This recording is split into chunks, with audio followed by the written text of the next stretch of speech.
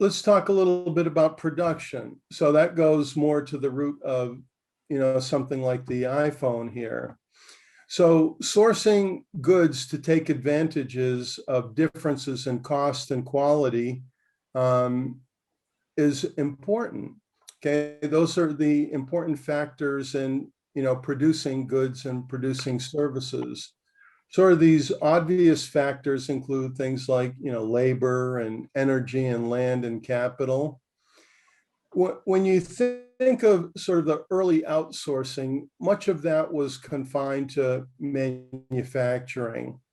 I grew up in New England in the Boston area, and the New England area was known a lot for manufacturing shoes, just like Armenia used to be well known for manufacturing shoes. But 50, 60 years ago, all of that basically went away.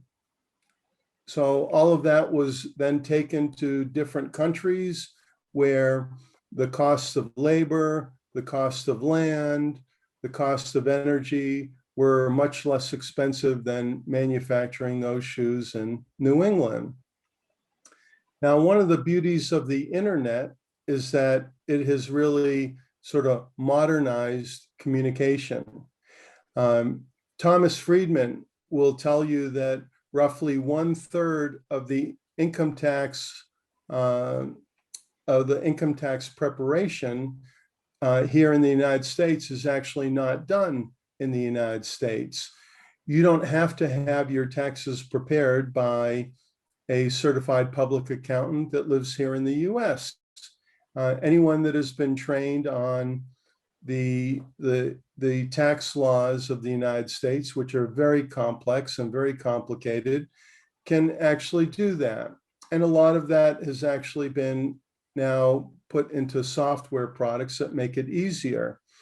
So there's a lot of, for example, tax preparation for US citizens that is actually done in India.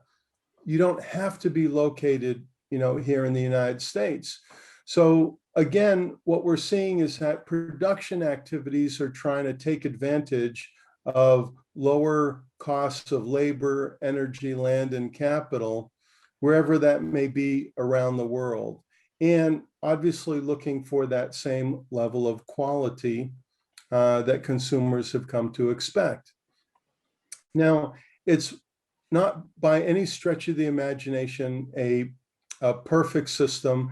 Our ability to say that we are truly a globalized world is still not a complete reality. There are still formal and informal barriers to trade that exist. There are barriers to being able to make foreign direct investments. Our example of building a computer company in Armenia, introduces transportation costs. There are political and economic risks as well. And then even for companies like Apple, with the iPhone, there are challenges of coordinating that global supply chain. So you need all of those parts arriving in China at the same time in order for the iPhone to actually be assembled.